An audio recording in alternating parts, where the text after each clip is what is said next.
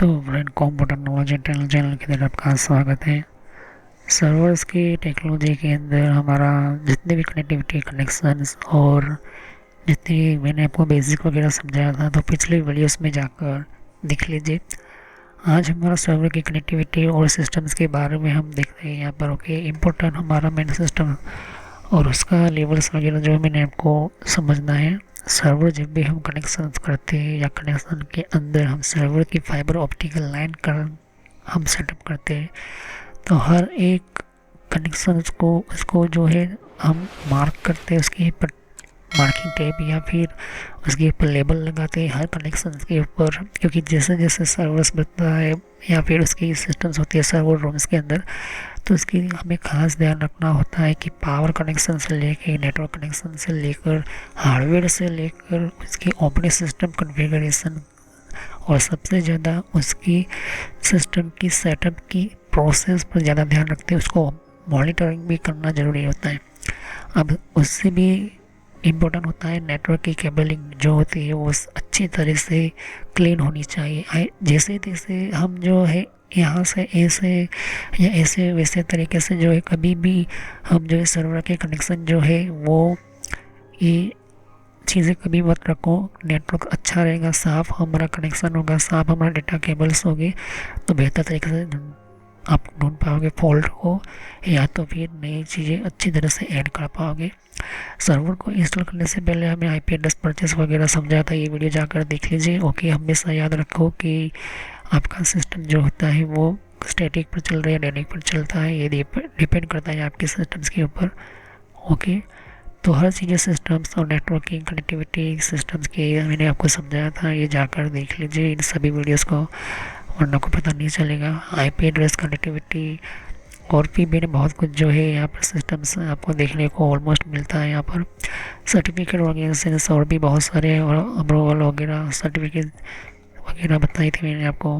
Power systems और power की connectivity भी मैंने आपको बताया था। ओके, तो ऑलमोस्ट जितने भी हमारे सिस्टम्स है सर्वर के टाइप्स वगैरह बताए थे कि प्राइमरी सर्वर क्या है, सेकेंडरी सर्वर क्या होता है, सर्वर एरे वगैरह जो होता है वो क्या होता है। यहाँ पर प्राइमरी सर्वर किसे कहते हैं, सेकेंडरी सर्वर किसे कहते हैं, सर्वर्स के अंदर आरडीसी सर्वर क्या होता है, एप्लीकेशन सर्वर्स क्या होता है, बैकअप सर्वर्स क्या होता है। और भी मैंने आपको जो है मैंने समझाया था मेन कनेक्शन पिछले वीडियोस में बताते हैं कि कनेक्शन या सिस्टम्स के अंदर बताया था।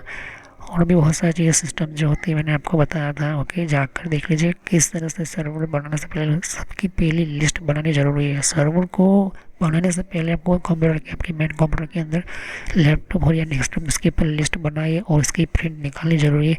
ये उनकी सबकी जो लिस्ट बनाते हैं जब भी हम कोई भी सिस्टम्स बनाते हैं, तो ये बहुत इंपॉर्टेंट होता है। और फिर इसके अंदर हम उसके स्टेप बाय स्टेप हम सिस्टम यूज़ करते हैं बजट के हिसाब से। ओके, तो मेन होता है आपका बजट। अगर बजट की कोई प्रॉब्लम नहीं होती है तो फिर कैसे आपको सर्वर्स बनाना है। ओके, तो अब हम समझते हैं कि कनेक्टिविटी ऑफ सर्वर की कनेक्टिविटी कैसे होती है। मतलब कि लोग जो है यहाँ पर बहुत बड़ी गलतियाँ करते हैं। तो कनेक्टिविटी ऑफ सिस्टम के अंदर पूरा सर्वर्स के रूम के बात करते हैं। मैं दो टाइप की सर्वर की कनेक्टिविटी वाले लोगों को बात करते हैं। वो लोग जो 365 दिन और 24 आवर्स चलाना चाहते, मतलब कि साल में एक भी सेकंड उनका जो है कनेक्शन बंद होना नहीं चाहता, ऐसा उनका सिस्टम है। जैसे कि हमारा आधार कार्ड सिस्टम हो गया, हमारे इंडिया के अंदर जो भी आधार कार्ड के सर्वर्स होते हैं वो कभी भी बंद नहीं किए जाते होंगे, ये पॉसिबल ही नहीं है। फिर बैंकिंग सेक्टर हो गए, बहुत सारे ऑफिसर और भी सिस्टम जो होता है आपको देखने को मिल जाते हैं। दूसरा होता है वो कि कुछ दिन के अंदर वो सर्वर्स वगैरह, फिर संडे होता है तो वो सर्वर को बंद कर देते हैं, या तो फिर ऐसे में होता है कि वो मेंटेनेंस करने के लिए कुछ टाइम सर्वर्स को ऑफ करते हैं। तो उसके अंदर भी आपको मैं ये चीज़ बताऊंगा। ये दूसरा होगा। दूसरे में एक मैं ऐसा बताऊँ कि कोई ऐसा कनेक्शन या सेटअप है जिसके अंदर आप चाहते हो सिस्टम्स को बंद करना ऑन करना, और भी बहुत सारी चीज़ें जो होती है आपको देखने को मिल जाता है। ओके, तो कनेक्टिविटी ऑफ सर्वर टेक्नोलॉजी के बाद कनेक्टिविटी का मतलब होता है कि आपका सिस्टम कैसे होता है, किस तरह से काम करता है। ओके, सर्वर जितने भी होते हैं उसके अंदर बहुत सारी चीज़ें मैं आपको समझाऊंगा, लेकिन उसके पावर ऑन करने का तरीका, ऑफ करने का तरीका सब कुछ मैं यहीं पर ही बताऊँगा। तो चलिए वीडियो को शुरू करते हैं। तो चैनल को सब्सक्राइब करो, लाइक कर दो, बेल आइकन पर क्लिक करना ना भूलें, जिससे कि नई वीडियो की जानकारी आपसे मिस ना हो। तो चलिए हम वीडियो को शुरू करते हैं, समझते हैं कनेक्टिविटी ऑफ सर्वर्स के बारे में।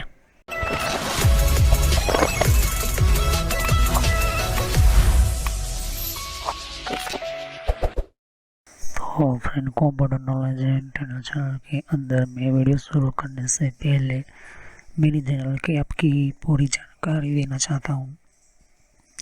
तो यहाँ पर हमें आपको समझाने के लिए मैं यूट्यूब के ऊपर क्लिक करता हूँ और आपको इस चैनल पर कैसे विज़िट करना है।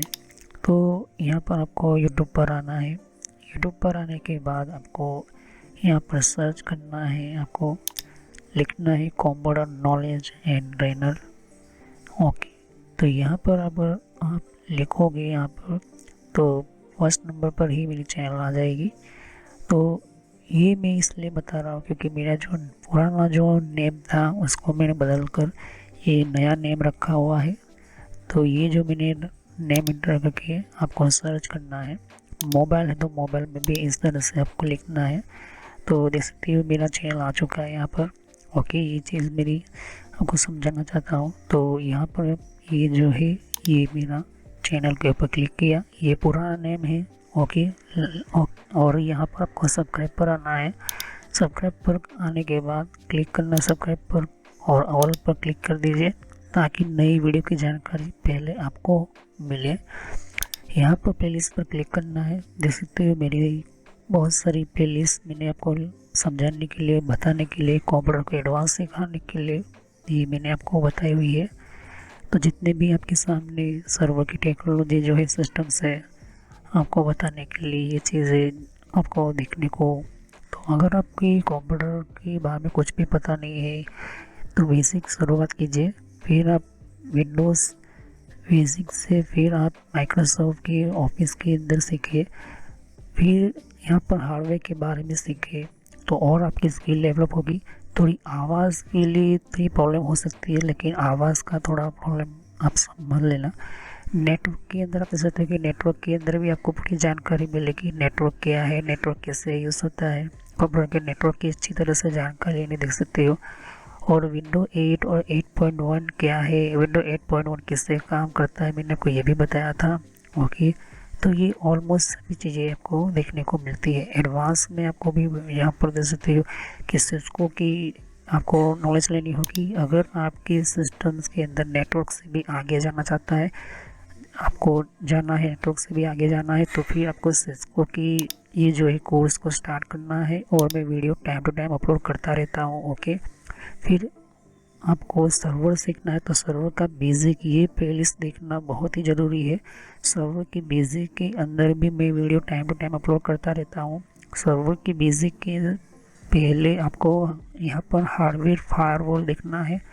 तो हार्डवेयर बेस्ड फायरवॉल क्या है, हार्डवेयर बेस्ड फायरवॉल की टेक्नोलॉजी क्या है, ये सिस्टम सीखना ज़रूरी है क्योंकि सिक्योरिटी इसके लिए आपको हार्डवेयर बेस्ड फायरवॉल और कंप्यूटर एथिकल हैकिंग ये दोनों मैं समझा रहा हूँ। तो हार्डवेयर बेस्ड फायरवॉल इसके भी video time to time upload करता रहता हूँ आपके लिए। तो इन सभी जो है जानकारी लीजिए, फिर बाद में ये सर्वर सीखे। तो सर्वर के ऊपर क्लिक करता हूँ और देख सकते हैं कि सर्वर की जो है बेसिक जितनी भी प्लेलिस्ट के अंदर वीडियो है वो बेसिक आप समझे, उसके बिना जो है सर्वर आप समझ नहीं पाओगे। सर्वर की टेक्नोलॉजी, सर्वर का बेसिक, सर्वर का नॉलेज, सर्वर का सिस्टम्स, हर चीज़ जो है मैंने आपको समझाने की एडवांस लेवल पर समझाने की कोशिश की है। ओके, तो सर्वर के बाद ये चीज़ देखने के बाद जिनको विंडोज सर्वर वर्जन 8 समझना है, विंडोज सर्वर वर्जन 12 समझना है, तो विंडोज सर्वर वर्जन 12 की भी video time to time upload करता रहता हूँ। ओके, ये विंडोज सर्वर वर्जन 12 की प्लेलिस्ट है। सर्वर की हार्डवेयर की भी प्लेलिस्ट है। सर्वर के अंदर भी मैं जो है हार्डवेयर के अंदर अलग अलग video time to time upload करता रहता हूँ। ओके, तो यहाँ पर आप देख सकते हो कि कुछ आपको और भी स्काइप वगैरह है, इन सभी की कंट्रोल पैनल की भी आप नॉलेज ले सकते हो। थोड़ी बहुत आपको आवाज़ की दिक्कत हो जाएगी, लेकिन वो आप अपने हिसाब से जो है ध्यान से समझे। और यहाँ पर वीडियोस अगर आप देखोगे तो यहाँ पर और भी मैं जो है लेटेस्ट वीडियो अपलोड करता रहता हूँ, तो सभी वीडियोस की जानकारी अच्छी तरह से लीजिए, समझे, वरना आपको पता नहीं चलेगा कि किस तरह से आपको जो है पढ़ना है। तो ये मैसेज जो मैं इसलिए देता हूँ ताकि आपको कोई प्रॉब्लम ना हो, कोई दिक्कत ना हो। तो ये आपको समझाने के लिए ही मैं जो है यहाँ पर समझा रहा हूँ कि किस तरह से आपको जो है फॉलो करना है। तो चलिए वीडियो को शुरू करते और समझते हैं। तो कनेक्टिविटी का काम क्या होता है, कनेक्शन का सिस्टम क्या होता है, सर्वर्स के टाइप्स की हम बात करते हैं। याद रखो कि कभी भी हमारा सिस्टम जो होता है या फिर हम जो भी कनेक्शंस करते हैं या जो भी हम सिस्टम के अंदर कनेक्टिविटी करते हैं, ये मेन चीज़ हमारा होता है आईपी एड्रेस की कनेक्टिविटी या सर्वर्स के बारे में हम बात करते हैं। कंप्यूटर के अंदर जितने भी कनेक्शंस होते हैं, जो भी हमारे हम क्लाइंट कंप्यूटर होते हैं, वो सब कुछ जो है कनेक्टिविटी पर मेन चीज़ होती है। ओके, तो अब हम समझते हैं यहाँ पर क्या होता है कि जब भी हम कोई, तो पहला हमारा किस तरह से सेटअप करना है सर्वर की टेक्नोलॉजी को। ओके, ये चीज़ आपको ध्यान में रखनी है। तो हमेशा याद रखिए कि इस तरह की जो स्विच जो होती है आप यूज़ कर रहे हो, लेकिन अच्छा बजट है तो आप ईथरनेट की जगह पर आप फाइबर ऑप्टिकल स्विच यूज़ करें, फाइबर सिस्टम यूज़ करें। इससे बहुत आपको बढ़िया आपको जो है स्पीड मिलती है फीचर हिसाब से अपने तरीके से। लेकिन यूज़ करें तो मैनेजेबल स्विच यूज़ करें। आपके सामने देख लो, ये कम बजट की है रोबो फाइबर, आपके सामने ये स्विच है, मैनेजेबल स्विच है। लेकिन मैं कहूँगा इसको की स्विच अच्छी होती, बढ़िया होती है। ओके, लेकिन ये लो बजट में आपको 35,000 के आसपास मिल जाएगी। ओके, और ये 29,000 के आसपास, 31,000 के आसपास मिल जाती है। ओके, ये डिपेंड करता है कि कितने पोर्ट की आपकी रिक्वायरमेंट है, उस तरह से स्विच ले सकते हो। लेकिन ज़्यादातर लोग जो होते हैं 64 पोर्ट या फिर 32 या फिर बहुत सारे अलग अलग तरह के जो टाइप्स जो होती है आपको देखने को मिलती है। ओके, ये चीज़ आप ध्यान में रखिए। ओके, तो ये सिस्टम आपको देखने को मिलती है। तो सर्वर की कनेक्टिविटी या कनेक्शन जो होती है वो आपके अंदर देखने को मिलता है यहाँ पर। ओके, तो ये मेन सिस्टम के अंदर आपको ये देख रहे हो, ये सिस्टम ये देख रहे हो, ये fibre optical switches, fibre optical lines देख रहे हो, ये जितने भी कनेक्शन जो होता है ये देख रहे हो कि QSFP की टेक्नोलॉजी या QSFP सिस्टम्स जो है आपको देखने को ऑलमोस्ट मिलती है इस तरह से। तो ये चीज़ आपको ऑलमोस्ट मिलती है, जो कि SFP की मॉड्यूल देख रहे हो, SFP के सिस्टम जिसमें LC और SC कनेक्टर देख रहे हो, LC कनेक्टर SC कनेक्टर आपको देखने को मिल जाता है। तो ऑलमोस्ट जितना हो सके ऐसे SFP लो जिसमें आपकी स्पीड ज़्यादा से ज़्यादा 14 GB या 13 Gbps की आपकी जो स्पीड होती है, ओके, ऑलमोस्ट देखने को मिलता है। ओके, और आज के टाइम में हम हमेशा कहूँगी कि QSFP टेक्नोलॉजी यूज़ करो। QSFP टेक्नोलॉजी की सिस्टम जो होती है वो बेहतर तरीके से यूज़ होती है। QSFP क्या होती है, और ये फाइबर जो है तो ये वो भी अच्छी है, लेकिन इन दोनों में से ज़्यादा आपको QSFP सिस्टम बेहतर तरीके से यूज़ मिलते हैं। ओके, अभी यहाँ पर हम पावर की ऑन करने का उसकी टर्म एंड कंडीशन समझेंगे। तो पावर और टर्म कंडीशन भी समझेंगे, हम सिस्टम के नेटवर्क की भी टर्म कंडीशन समझेंगे। इन दोनों की टर्म कंडीशन होती है। पावर ऑन टर्म कंडीशन का मतलब कि ऐसे ही डायरेक्ट कभी हम पावर ऑन नहीं करते। पावर ऑन करने के लिए भी अपने एक टेक्निक होती है, अपनी एक लिमिटेड अपने स्टेप्स होते हैं। ये क्यों होता है, क्योंकि हर सिस्टम जो होती है दूसरे सिस्टम की बूट होने पर वो चेक करता है, वो अपने आप के अंदर से वो एक यूँ कहे कि एक्नॉलेजमेंट भेजता है। जब भी कोई सर्वर ऑन होता है तो वो बायोस चेक करता है अपना खुद का सिस्टम कंप्लीट, फिर ऑपरेटिंग सिस्टम के अंदर जो भी हमने सेटिंग्स वगैरह पॉलिसी वगैरह रखी हुई वो सब कुछ चेक करता है। उसके बाद जो है वो पावर ऑन जो होता है वो नेटवर्क पे चले जाता है, तो वो नेटवर्क की भी प्रोटोकॉल प्रोग्राम जो भी सेटिंग्स है वो अप्लाई करता है। ओके, तो ये चीज़ आपको देखने को मिलता है। ओके, कॉन्फ़िगरेशन की भी टर्म्स होती है। कॉन्फ़िगरेशन जो होता है, कॉन्फ़िगर कैसे करना होता है, सभी जो कॉन्फ़िगरेशन होती है उसके सिस्टम्स होती है वो भी आपको देखने की ज़रूरत होती है। कॉन्फ़िगरेशन का मतलब क्या होता है, कि हर वो चीज़ है जिसके अंदर आपका सिस्टम जो होता है, नेटवर्क की कनेक्टिविटी या कनेक्शन जो होता है, सिस्टम जो होता है, ये चीज़ आपको ऑलमोस्ट कॉन्फ़िगरेशन के हिसाब से मिल जाता है। देखिए कि अगर आपके कोई भी कंप्यूटर है या कोई भी सिस्टम्स है, इसके अंदर आपकी जो भी कॉन्फ़िगरेशन की है उसके जो है एक अपनी एक अपना रूल्स, अपने सिस्टम्स, अपने जो फैसिलिटीज होते हैं, ओके, आपको देखने को ऑलमोस्ट मिल जाता है। ओके, तो ये कॉन्फ़िगरेशन टर्म। चौथा होता है नेटवर्क का टर्म्स, नेटवर्क के टर्म्स की टेक्नोलॉजी। नेटवर्क के सिस्टम के साथ आपका नेटवर्क का जो है वो बहुत टाइप के जो है नेटवर्क के टर्म्स कंडीशंस होते हैं, ये भी आपको देखना ज़रूरी होता है। तो अगर नेटवर्क चालू करना है, ऑन करना है, अगर आपने पहले नेटवर्क बंद कर कैसे ऑन करना होता है, अगर आपको सर्वर्स को ऑफलाइन ले जाए तो नेटवर्क के अंदर टर्म्स के हिसाब से आपको काम करना होता है। ऐसे डायरेक्टली आप पावर ऑफ या स्विच ऑफ नहीं कर सकते हो, ये चीज़ आपको ध्यान में रखना ज़रूरी है। ओके, जो पांचवी होती है हार्डवेयर होती है। एक सर्वर को चेंज करने के लिए तो पूरा हार्डवेयर या पूरा सर्वर जो है ऑफ करने की ज़रूरत नहीं है, या सर्वर के सिस्टम जो है वो बंद नहीं करनी होती है। तो ये चीज़ आपको देखने को ऑलमोस्ट मिल जाती है। ओके, तो ये चीज़ें आप समझे, जाने, पहचाने। ओके, तो ये हार्डवेयर की कनेक्टिविटी कनेक्शन आपको देखने को मिलता है। तो हम जितने भी सर्वर्स यूज़ करते हैं, जितने भी टेक्नोलॉजी हम यूज़ करते हैं, हमारी मेन चीज़ होती है हमारा आप देख रहे हो ये, मैं सब मैं कहूँगा कि SFP टेक्नोलॉजी से QSFP स्विच रखिए, QSFP टेक्नोलॉजी है। ओके, ये QSFP स्विच लीजिए, बेहतर से बेहतर आपको कनेक्शन मिलेगा। जो मेन मास्टर स्विच जिसको बोलते हैं, ऐसी 3 स्विच आप रखिए अपने सर्वर रूम के अंदर। ओके, तो ऑलमोस्ट जो है ऐसे स्विच को पहले कॉन्फ़िगर कीजिए। ये QSFP पोर्ट का आपके सामने मिलता है, इसके अंदर स्पीड अच्छी तरह से मिलता है, और इसकी जो है पिन कुछ इस तरह से होती है। ओके, एक कनेक्शन से यहाँ पर होता है एक पोर्ट, एक सिंगल फर्स्ट पोर्ट के अंदर, और दूसरा कनेक्शन आपके सर्वर्स में कीजिए। ओके, इसे 2 कनेक्शन बनाएं। हमेशा QSFP ऐसे लीजिए जिसमें 100 Gbps 100 GB की स्पीड वाली जो है वो आपको मिल जाएगी, कम से कम 12,000 10,000 के आसपास।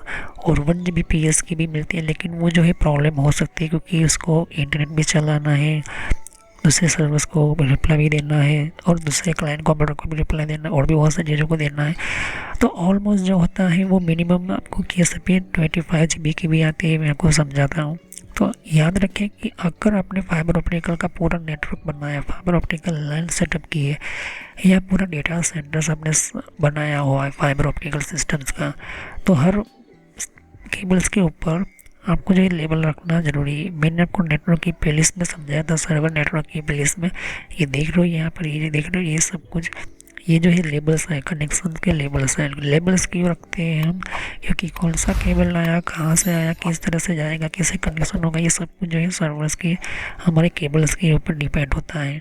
तो अगर वो केबल्स कहीं पर भी डैमेज होता है, तो हमें पता चले कि यहाँ से इस लाइन में प्रॉब्लम है, तो उस लाइन को जो है हम चेक करते हैं, उसको देखते हैं। तो हमेशा ये जो है आपको ध्यान में रखना जरूरी है। अब ये देख रहे हो, ये सब कुछ क्या है, ये सर्वर रैक कम्युनिकेटिंग सिस्टम्स है। पीछे जो बैकग्राउंड में से जो कनेक्शन आते हैं, इस तरह से पैच पैनल होते हैं, इस तरह से होके आपके सामने देखने को ऑलमोस्ट मिलती है।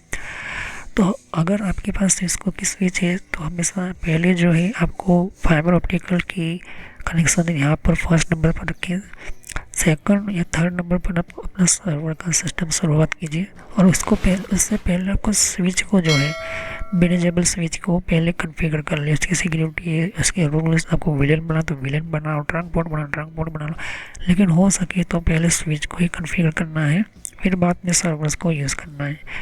SFP ऐसी लीजिए जिनमें मिनिमम 14 Gbps की स्पीड होनी ज़रूरी है। ओके, क्योंकि ज़्यादा से ज़्यादा स्पीड वाली SFP होगी तो कनेक्शन, रिप्लाई, कम्युनिकेटिंग, ट्रांसमिटिंग सब कुछ फास्ट अच्छा रहेगा, बेहतर तरीके से यूज़ करेगा। ओके, तो ये जो है SFP का स्विच हम देखते हैं, ये फाइबर ऑप्टिकल स्विच है, और हर फाइबर ऑप्टिकल स्विच के लिए आपको SFP चाहिए होगी। ओके, SFP 1 Gbps की भी मिलती है। ज़्यादा से ज़्यादा आपको जानकारी लेनी है तो नेटवर्क की प्लेलिस्ट में फाइबर की पूरी नेटवर्क की नॉलेज की बात आप जान सकते हैं। ओके, अब ऐसी भी SFP आ चुकी है जिसमें आप ईथरनेट भी चला सकते हो, लेकिन आप 10 Gbps इसके अंदर स्पीड मिलती है। ओके, जो कि अच्छी बात है, लेकिन वो सर्वर्स के लिए नहीं है। आप अपने कंप्यूटर की जिस तरह से मॉनिटरिंग करना चाहते हो, या फिर अपने फायरवॉल को मॉनिटरिंग करना चाहते हो, या ऐसे सिस्टम या ऐसे डिवाइसेस जहाँ पर आपको चाहिए ईथरनेट टेक्नोलॉजी, तो वहाँ पर ये एसएफपी टेक्नोलॉजी से आप उस कनेक्शन को बढ़ा सकते हो, स्पीड अप कर सकते हो।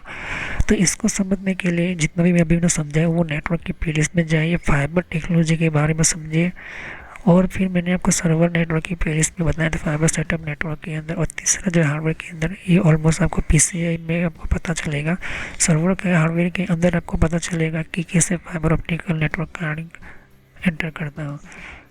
तो यहाँ पर देख लो ये RJ45 ये पोर्ट या कनेक्टिविटी आपके सामने ऑलमोस्ट मिल जाती है। ओके, RJ45 जो सिस्टम जो होता है 10 बेस्ड एसएफपी जो होता है वो आपको ऑलमोस्ट देखने को मिलता है। ओके, ये दिख रहा है यहाँ पर, ये सिस्टम जो दिख रहा है आपके सामने ऑलमोस्ट मिलता है 10 Gbps TX SFP HSPC। Okay, आपको देखने को ऑलमोस्ट मिलती है। ओके, तो ये चीज़ आपको देखने को मिलती है। यहाँ पर SFP की ट्रांसमिट रिसीवर के अंदर अलग टाइप की SFP मिलती है।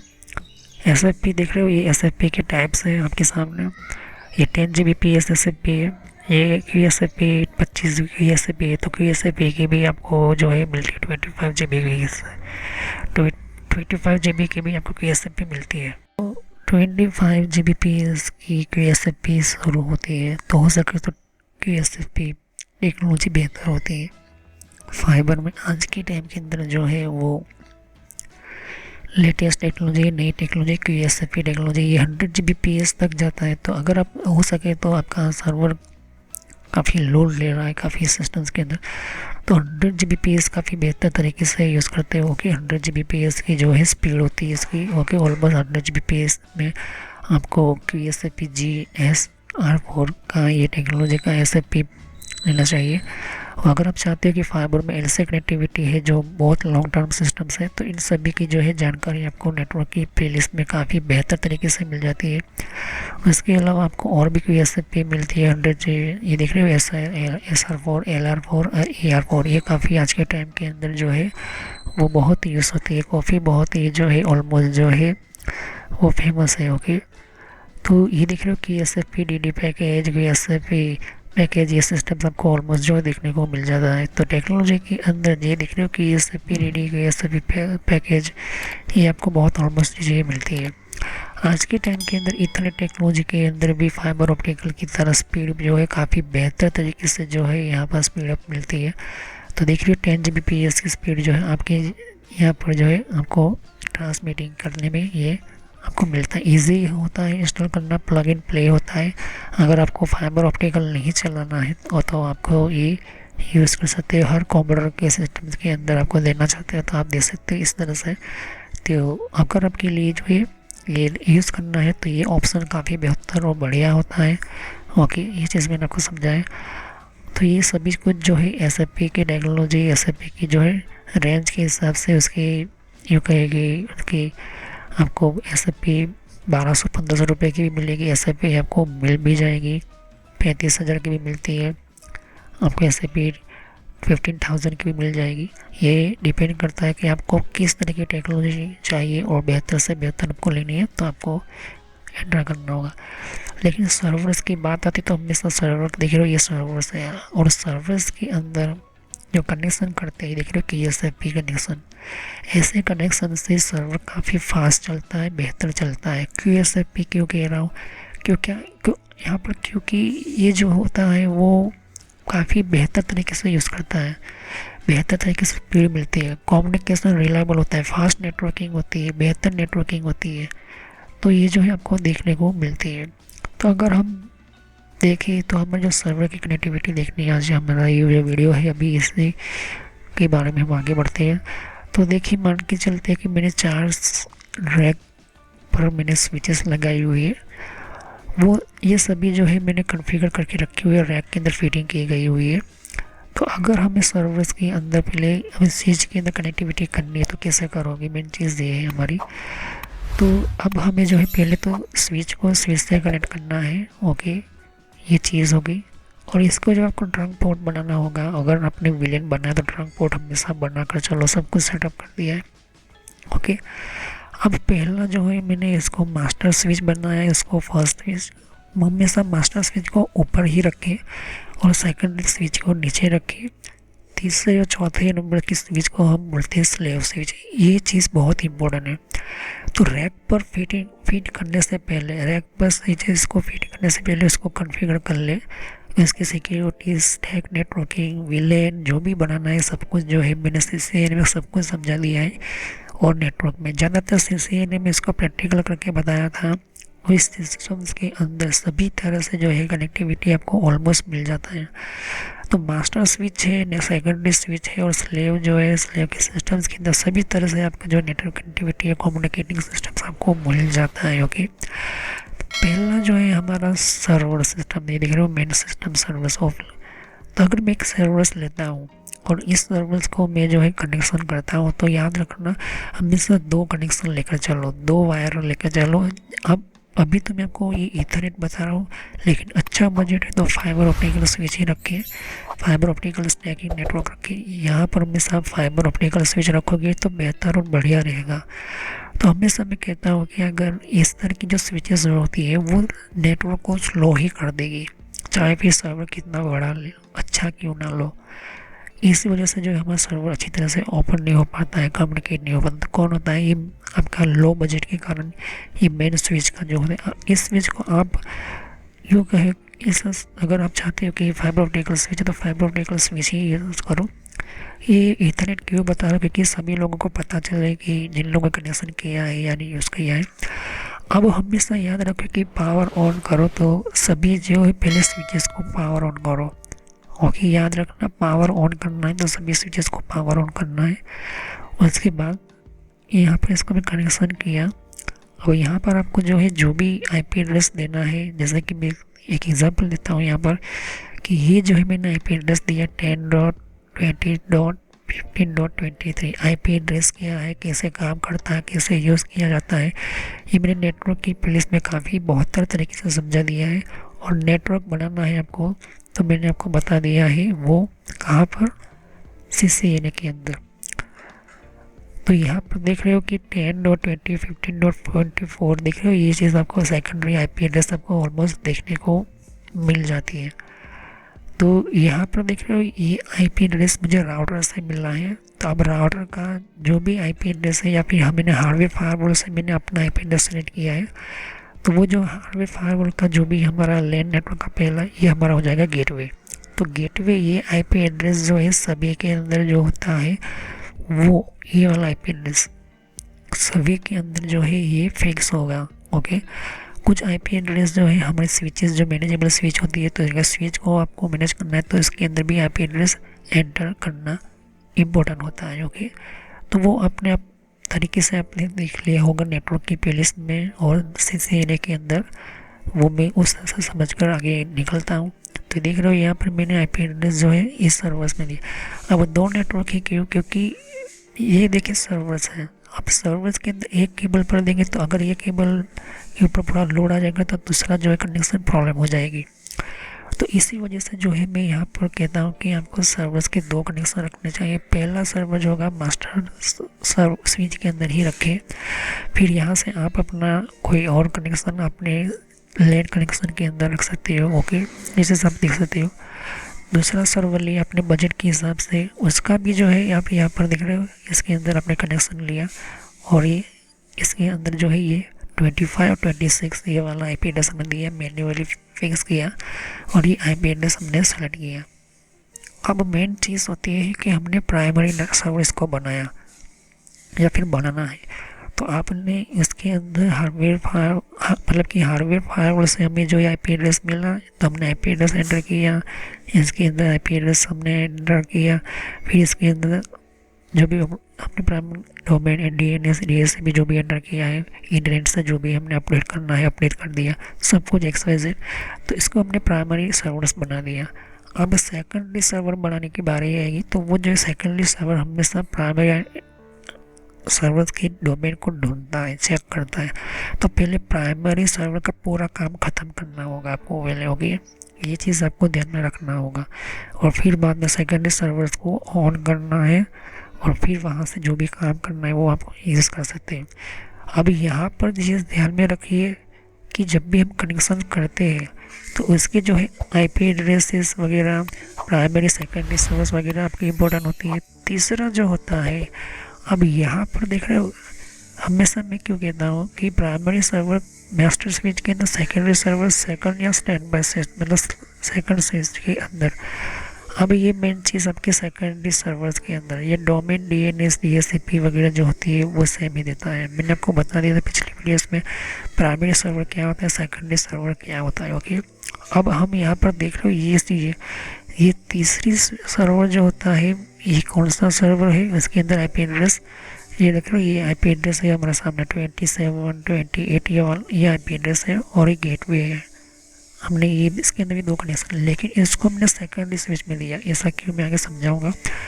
अब इसको जो है मैंने आरओडीसी सर्वर बना, आरओडीसी टेक्नोलॉजी, आरओडीसी सिस्टम या फिर आरओडीसी डोमेन डीएनएस डीएचसीपी और सब कुछ मैंने कुछ समझा दिया, और भी बहुत सारी चीज़ सिस्टम्स के अंदर मैंने एंटर कर दिया। ये चीज़ें आपको देखने को ऑलमोस्ट मिल जाती है। ओके, तो अब यहाँ से जितने भी सर्वर्स कनेक्ट होंगे वो आप सेकेंडरी स्विच पर रखो, सारा लोड मास्टर स्विच पर कभी मत रखना, वरना डैमेज होने के चांसेस ज़्यादा हो जाते हैं। ओके, समझिए मेरी बात, क्योंकि यहाँ पर लोग बहुत गलतियाँ कर देते हैं।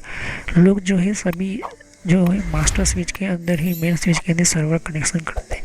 इससे होता ये है कि स्विच की डैमेजेस, उसकी लाइफ कम हो जाती है। ओके, तो ये जो है डिवाइडेशन हो सके, अच्छी तरह से यूज़ कर सके, इस तरह से आप सिस्टम्स को यूज़ करो। ओके, अब यहाँ पर आरओडीसी सिस्टम रखना, आरओडीसी बनाने का काम क्या आपने किया है, आरओडीसी सिस्टम बनाया, इसके अंदर आईपी एड्रेस डाला और इसके अंदर गेटवे भी डाल दिया। आपके ये चीज़ आपके सामने देखने को ऑलमोस्ट मिल जाता है।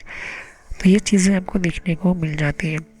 अब यहाँ पर जो होता है, आपको एक और एप्लीकेशन सर्वर, इसके अंदर आईपी एड्रेस दिया। तो जो है हमने सिस्टम रखा, इसको हमने बैकअप सर्वर रखा, बैकअप लेने के लिए हमारे सिस्टम के अंदर। ओके, और ये देख रहे हो आपकी आईपी एड्रेस के हिसाब से सिस्टम के अंदर आपको देखने को मिलता है। ओके, तो हर कंप्यूटर के अंदर सिस्टम के अंदर यूज़ करते हैं हमारे सिस्टम, मास्टर सिस्टम या टोकी सिस्टम। अब यहाँ पर देख रहे हो ये आईपी एड्रेस है हमारे सामने, और देख रहे हो यहाँ पर डेटाबेस सर्वर्स हो गए। डेटाबेस का सर्वर, डेटाबेस कनेक्टिविटी, जिसमें डोमेन डीएनएस एप्लीकेशन और भी बहुत सारी चीज़ें जो होती हैं आपको ऑलमोस्ट मिल जाती है। तो ये जो है डेटाबेस का सिस्टम है, या फिर यूँ कहें कि ये डेटाबेस के अंदर कनेक्टिविटी सेविंग सिस्टम जो आपको ऑलमोस्ट मिल जाती है। तो यहाँ पर हमारा जो कंप्यूटर होता है या फिर जो भी हमारा सर्वर होता है, मेन चीज़ ये होती है कि ऐसे सर्वर्स को कभी भी जो है वो एक यहाँ पर एक साथ मास्टर स्विच में कभी कनेक्ट मत कीजिए। ऐसे में होता क्या है कि एक ही स्विच के ऊपर लोड पड़ता है, उनके प्रोसेसर पर लोड पड़ता है, उनकी रैम पर लोड पड़ता है। तो डिवाइड करके चलो हमेशा। ओके, डिवाइड का मतलब होता है कि वो जो लोड जो होता है वो डिवाइड होकर चलेगा, एक चीज़ पर, एक सिस्टम पर लोड नहीं पड़ेगा।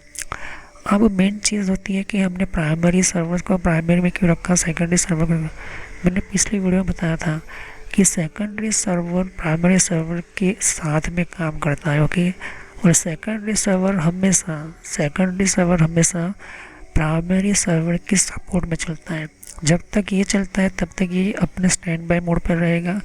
जो भी एक MB की भी अपने सेटिंग चेंज की या फाइल रखी तो वो अपने अंदर वो सिस्टम वो चेंज करता रहेगा। ओके, कहने का मतलब कि इसके साथ साथ चलता है ये काम। अब पहला कि इसको ऑन सभी इसने सिस्टम अपने बना लिए यूज़ कर रहे हो, अब जो है पावर ऑन करना है तो पहले स्विच को पहले ऑन करना इम्पोर्टेंट है। ओके, स्विच को ऑन किया आपने, फिर पहले ऑन करना है राउटर को, फिर ऑन करना है सर्वर हार्डवेयर, मतलब कि हार्डवेयर फायरवॉल को। इन दोनों को ऑन करने के बाद आपका मेन सिस्टम का काम होता है कि पहले प्राइमरी सर्वर को ऑन रखो, पहले प्राइमरी सर्वर को ऑन करो। ओके, फिर बाद में सेकेंडरी सर्वर को ऑन करो। इससे होता क्या है कि अगर भूल से भी आपने सेकेंडरी सर्वर को ऑन किया तो सेकेंडरी सर्वर प्राइमरी सर्वर ना मिलने के कारण वो अपने आप को प्राइमरी सर्वर बना लेगा। ओके, और यहाँ पर होती है प्रॉब्लम। ओके, ये चीज़ ध्यान में रखिए। अब अगर मेन चीज़ है कि ये प्राइमरी सर्वर है, मेन सर्वर है, और ये दूसरा सेकेंडरी सर्वर है। अब यहाँ पर मास्टर स्विच अगर ख़राब हो गई, मास्टर स्विच के अंदर कोई डैमेज हुआ या प्रॉब्लम हुई तो सेकेंडरी सर्वर जो है इन सबको जो है कंट्रोल कर लेगा, लेकिन सभी मेन सर्वर्स के अंदर प्रॉब्लम की गई, सभी सर्वर मास्टर स्विच मतलब इसके अंदर कोई पावर का प्रॉब्लम आ गया तो पूरा नेटवर्क ऑफलाइन हो जाएगा, डैमेज हो जाएगा। तो हमेशा याद रखो कि अगर अगर सेकेंडरी सर्वर में या सेकेंडरी स्विच में प्रॉब्लम हुआ तो प्राइमरी सर्वर लेकिन आपका नेटवर्क जो है बंद नहीं होने देगा। ये ऐसा कम होता है, कुछ लोग ऐसा भी करते हैं। इससे भी अच्छा बढ़िया तरीका बताता हूँ कि हमेशा ऐसे सर्वर आपकी ज़्यादा है, आपकी मशीन ज़्यादा है, तो आप जो है दो दो पार्ट में ग्रुप में चलिए। ये दो कनेक्शन यहाँ पर किए, ये दो कनेक्शन, लेकिन हमेशा याद रखो कि सेकेंडरी सर्वर और प्राइमरी सर्वर एक स्विच में कभी मत रखिए। ओके, ये बहुत इंपॉर्टेंट है। तो प्राइमरी सर्वर सेकेंडरी सर्वर को ध्यान में रखना है। ऑन करने का तरीका पहले आपको जो मैंने बता दिया, पहले स्विच और स्विचेस ऑन कर लेनी है, दूसरा आपको राउटर, तीसरा आपको आरवी फाइबर फिर शुरुआत में करना है, चौथे नंबर पर प्राइमरी सर्वर फिर सेकेंडरी सर्वर। ये दो ऑन होने के बाद याद रखना पहले स्विच ऑन करते हो तो 2 मिनट आपको वेट करनी होगी। ये चीज़ बहुत इंपॉर्टेंट है, 2 मिनट वेट करनी है। राउटर ऑन हुआ है और उसको भी हार्डवेयर फाइबर भी ऑन हुआ तो उसको भी 2 मिनट वेट करनी होगी। ओके, ये चीज़ ध्यान में रखना। फिर ये तीनों चीज़ें जो है 2 मिनट ऑन होने के 2 मिनट वेट करने के बाद सर्वर को ऑन करना है। इसके लिए भी आपको जो है 5 मिनट 2 मिनट वेट करनी पड़ेगी। फिर बाद में इसको ऑन करना, इसके लिए भी आपको वेट करना पड़ेगा। तो फिर 3-4 मिनट इसके ऑन होने के बाद फिर एप्लीकेशन RDC सर्वर ऑन करो। ओके, तो ऑटोमेटिकली जो है सिस्टम जो है वो सभी के बीच में 3-3 मिनट का वेट करो। ओके, उनको अच्छी तरह से बूट होने दो, कम्युनिकेट होने दो।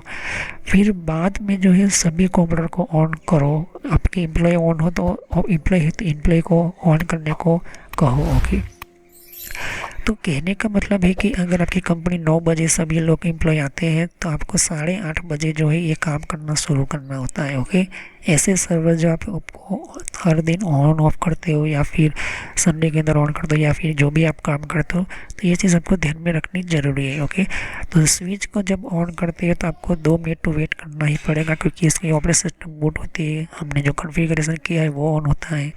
फिर हमने राउटर, फिर हमने ये हार्डवेयर फायरवॉल, तो वो कम्युनिकेट करेगा, सिस्टम को चेक करेगा। फिर प्राइमरी सर्वर ऑन होता है तो उसके अंदर कम से कम अच्छा हार्डवेयर तो 3 मिनट आपको वेट करनी पड़ेगी। 3 मिनट में उसका आपका सर्वर जो है बूट होता है, प्रोग्राम चेक होता है, सब कुछ ऑन होता है। 3 मिनट वेट किया, जब तक इसके अंदर स्क्रीन ना आ जाए यूज़र एंड पासवर्ड की।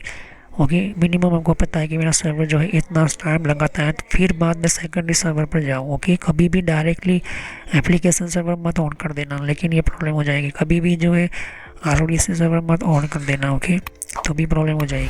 तो हमेशा पहले में प्राइमरी सर्वर ऑन करना है। ये चीज़ ऑन होने के बाद कंप्लीट इसके यूज़र नेम पासवर्ड की स्क्रीन आ जाती है, तो फिर बाद में इन सभी सर्वर्स को फिर इसके अंदर 5 मिनट वेट करना होगा सेकेंडरी सर्वर्स के अंदर। तो ये क्या करता है कि अगर ये सेकेंडरी सर्वर हमेशा 1 सेकंड के अंदर एक्नॉलेजमेंट इसके पास कंटिन्यू लेती रहती है। ओके, चेक करते रहते कि सर्वर ऑफलाइन हुआ है नहीं, ऑफलाइन हुआ है नहीं, ऑफलाइन हुआ है नहीं। अगर ये ऑफलाइन या फिर यहाँ से केबल भी ढीला हो गया या फिर केबल की कनेक्टिविटी हो गई तो ये सेकेंडरी सर्वर बन जाएगा प्राइमरी सर्वर। ये चीज़ ध्यान में रखना, ये प्रॉब्लम होती है। और यहाँ पर गलतियाँ लोग ये कर लेते हैं कि सेकेंडरी सर्वर को ही जो है पहले ऑन करते हैं, ये भूल से भी मत करें। ओके, तो जो सर्वर इंजीनियर्स होते हैं इनकी रिस्पॉन्सिबिलिटी मेन पावर ऑन करने की, कम्युनिकेटिंग करवानी और भी बहुत सारी चीज़ होती है। तो सेकेंडरी सर्वर ऑन होने के बाद RDC ऑन कीजिए, फिर एप्लीकेशन ऑन करिए। ओके, एप्लीकेशन ऑन होने के बाद, एप्लीकेशन सिस्टम ऑन होने के बाद बैकअप सर्वर्स और डेटाबेस सर्वर ऑन कीजिए। ओके, तो इससे होता क्या है कि आपका कनेक्टिविटी बेहतर तरीके से यूज़ करने को मिल जाती है। तो यहाँ पर देख रहे हो ये फाइबर ऑप्टिकल सिस्टम या फाइबर ऑप्टिकल कनेक्टिविटी अगर स्विच रखते हो तो हमेशा ग्रुपिंग में चले। ग्रुपिंग का मतलब होता है कि अगर एक सेक्शन जो है सर्वर्स का तो दूसरा सर्वर्स भी हम जो है ऐसा लेवल्स पर चले कि सर्वर्स के ग्रुप हमेशा ये सर्वर जो होता है, सर्वर के सिस्टम जो होता है। और ये देख रहे हो ये आपके सामने SFP जो होती है, हमेशा SFP के कनेक्शन काफ़ी अच्छी तरह से फिटिंग में रखें। केबल लूज नहीं होना चाहिए, ये मेन चीज़ है। केबल लूज नहीं हो, कनेक्टिविटी लूज नहीं होनी चाहिए, ये बहुत इंपॉर्टेंट है। क्योंकि अगर लूज होता है, केबल कनेक्टिविटी होती है, तो वहाँ से कनेक्शन टूट जाता है। तो ये कभी भी जो है फाइबर ऑप्टिकल हो या ईथरनेट हो, बेहतर तरीके से ढंग से यूज़ करें। ओके, वायरिंग बहुत इंपॉर्टेंट होती है। और स्विच जो है उसके अंदर जो है कभी भी जो है यूँ कहे कि जो भी स्विच लेते हो उसके अंदर 2 एस होते ही है। दोनों के अंदर पावर ऑन होना ज़रूरी है, क्योंकि अगर एक एस ख़राब होता है स्विच हो, सर्वर के अंदर भी दोनों चीज़ होती है, दोनों के अंदर भी एस होती है, क्योंकि आपको ऑलमोस्ट मिलता है। ये देख लो एस आपके सामने 10 Gbps एस है, यहाँ पर एस की आपके सामने लगाते हैं, इस तरह से फिट करते हैं। तो अगर आपकी 10 Gbps की सर्वर्स की एस है तो मैं हमेशा करूँगा इसको अपग्रेड करो, 10 GB से 14 Gbps तो रखो ही रखो। ओके, क्योंकि सर्वर्स है मिनिमम आज के टाइम के अंदर 14 Gbps की एस रखनी ज़रूरी है।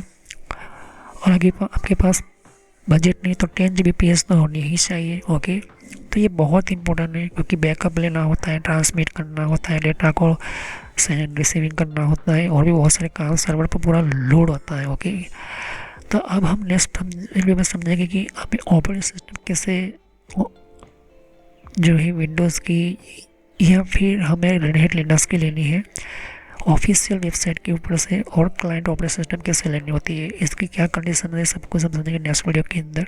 तो सब्सक्राइब करो, लाइक करो, बेल आइकन पर क्लिक करना ना भूले।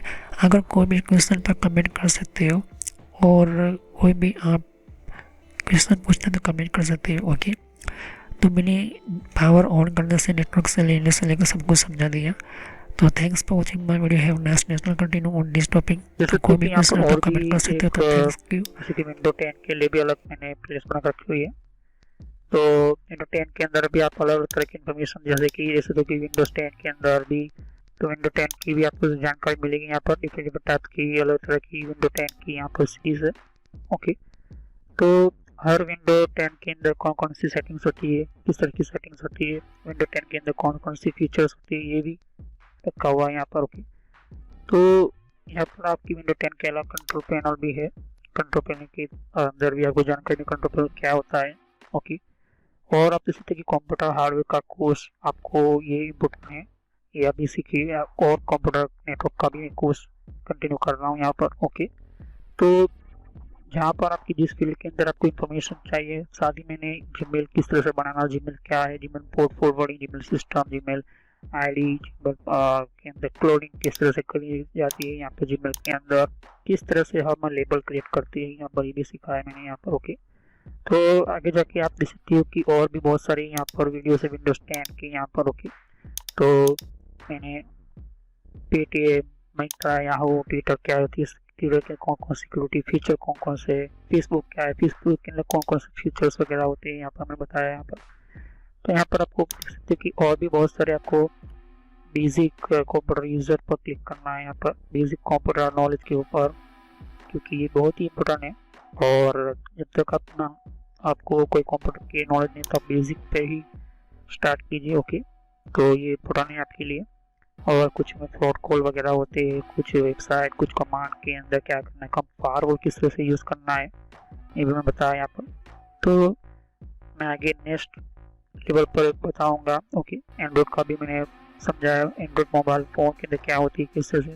तो वीडियो पर जैसे क्लिक कर तो बहुत सारा कुछ वीडियोस मिलेंगी, लेकिन मैं कहूँगा कि आप प्लेलिस्ट में जाकर ही हर तरह के यहाँ पर वीडियोस को कंटिन्यू करें। ओके, तो सभी वीडियोस की होती है पार्ट वाइज होती है। ओके, तो हर पार्ट के अंदर आपको अलग तरह की नॉलेज मिलेगी। ओके, और कोई भी क्वेश्चन होता है मुझे कर सकते हो। अभी ये जो मेरा नेम है वो पुराना नेम है क्योंकि मैंने रखा हुआ है, लेकिन जो रियल नेम है आपको इस तरह से सर्च करना है यूट्यूब की प्लेलिस्ट के अंदर, आपके मोबाइल के अंदर, और आपके कंप्यूटर के अंदर भी आप यूट्यूब चलाते हो, तो इस तरह से आपको कंप्यूटर नॉलेज ट्रेनर यही नाम एंटर करना है। लेकिन मैं पुराना नाम इसलिए रखा हुआ है क्योंकि आपको पता चले कि ये दोनों चैनल एक ही है मेरी। ओके, तो thanks for watching my video, have nice day. Next time I will continue new topic, मैं नए कंप्यूटर में कंटिन्यू करूँगा। ओके, तो थैंक यू।